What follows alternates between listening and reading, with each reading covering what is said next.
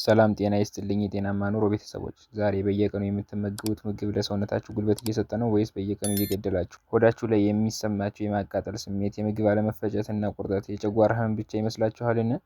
ብዙዎቻችን የጨጓራ ህመም ሲሰማን አንቲአሲድ እንውጣለን ወይም በዘልማድ ሎሚ እንጠጣለን። ነገር ግን ይህ የምታደርጉት ነገር ህመሙን እየፈወሰው ይመስላችኋል ወይስ እያባባሰው? ዛሬ የጨጓራ ህመም እና የጨጓራ ቁስለት ልዩነት፣ በቤት ውስጥ የምናደርጋቸው ስህተቶች እና መቼ ነው በአስቸኳይ ዶክተር ጋር መሄድ ያለብን የሚለውን በዝርዝር እናያለን። እስከ መጨረሻው አብራችሁን ቆዩ። የጨጓራ ህመም እና የጨጓራ ቁስለት ልዩነት ምንድን ናቸው የሚለውን እንይ። የጨጓራ ህመም ወይም ጋስትራይት ማለት የጨጓራችን የውስጠኛው ሽፋን ሲቆጣ ወይም የማቃጠል ስሜት ነው። ልክ እጃችን ላይ ትንሽ ጭረት ሲኖር እንደሚሰማን አይነት ስሜት ነው። የጨጓራ ቁስለት ወይም ፔፕቲክ አልሰር፣ ይህ ደግሞ የቁጣው አልፎ የጨጓራችን ግድግዳ ላይ ጥልቅ የሆነ ቁስለት ሲፈጠር ነው። የጨጓራ ህመም ያለበት ሰው ሁሉ የጨጓራ ቁስለት አለበት ማለት ነውን? መልሱ አይደለም። ነገር ግን የጨጓራ ህመም በጊዜ ካልታከመ ወደ ቁስለት የመቀየር እድሉ በጣም ከፍተኛ ነው። ስለዚህ ዛሬ የሚሰማችሁ መጠነኛ ቃጠሎ ነገ ወደ ከባድ ቁስለት እንዳይቀየር መጠንቀቅ ያስፈልጋል። ሌላኛው የጨጓራ ህመም መንስኤዎችን እናያለን። የጨጓራ ህመም ዝም ብሎ አይመጣም። ዋና ዋና መንስኤዎችን የሚከተሉት ናቸው። አንደኛ፣ ኤች ፓይሎሪ ባክቴሪያ። ይህ ለብዙዎቻችን የጨጓራ ህመም ዋና ምክንያት ነው። ባልተቀቀለ ውሃ ወይም ንጽህና ባልጠበቀ ምግብ በኩል ወደ ሆዳችን ሲገባ ጨጓራችንን ይጎዳናል። ሁለተኛ፣ የህመም ማስታገሻ መድኃኒቶች። ለራስ ምታት ወይም ለሌላ ህመም የምንወስዳቸው እንደ አስፕሪን እና ዲክሎፊናክ ያሉ መድኃኒቶች ለረጅም ጊዜ ሲወሰዱ የጨጓራችን ሽፋን ያቆስላል። ሶስተኛ፣ ጭንቀት ወይም ስትረስ። ከመጠን ያለፈ ጭንቀት ጨጓራችንን አሲድ በብዛት እንዲያመነጭ ያደርጋል። አራተኛ፣ ሲጋራ እና አልኮል። እነዚህ የጨጓራን የመከላከል አቅም ያዳክማሉ፣ ጨጓራችንን በከፍተኛ ይጎዳሉ። እሺ፣ ብዙዎቻችን በዘልማድ በቤት ውስጥ ህክምናዎችን እናደርጋለን። ይህ ህክምና ያድኑን ይሆን? ብዙዎቻችን ጨጓራችን ሲያመን ሎሚ እንጠጣለን ወይም ወተት እንጠጣለን። እስቲ ዛሬ እውነቱን እንነጋገር።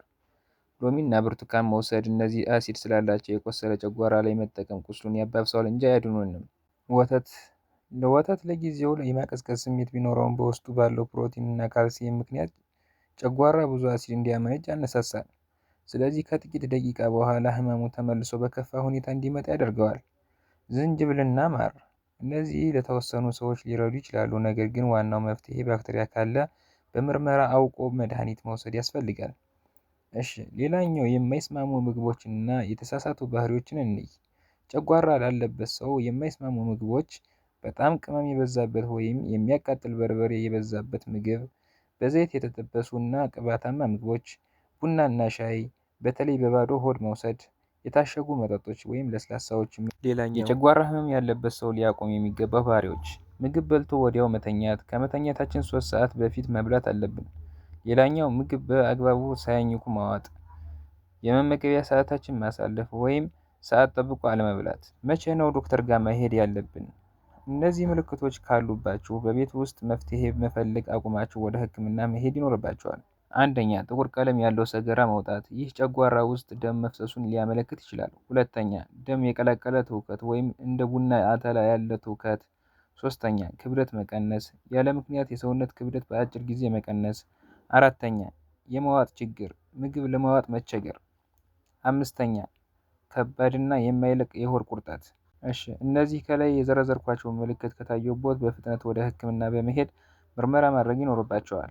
እንግዲህ የጨጓራ ህመም ዝም ብለን የምንተው ጉዳይ አይደለም። ጤናችሁ በእጃችሁ ነው።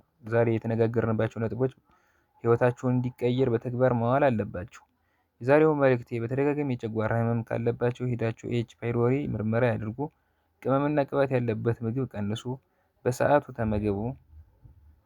ብዙ ወገኖቻችን በስህተት ሎሚ እየጠጡ የተለያዩ መድኃኒቶችን እየወሰዱ ጨጓራቸውን እያቆሰሉ ነውና ይህ መረጃ እንዲደርሳቸው ሼር አድርጉ፣ ሰብስክራይብም አድርጉ። መሰል የጤና መረጃዎች እንዲደርሷቸው የቻናላችን ቤተሰብ ይሁኑ። ጤና ከሁሉ ይበልጣል። በሚቀጥለው ቪዲዮ እስከምንገናኝ ቸር ሰንብቱ።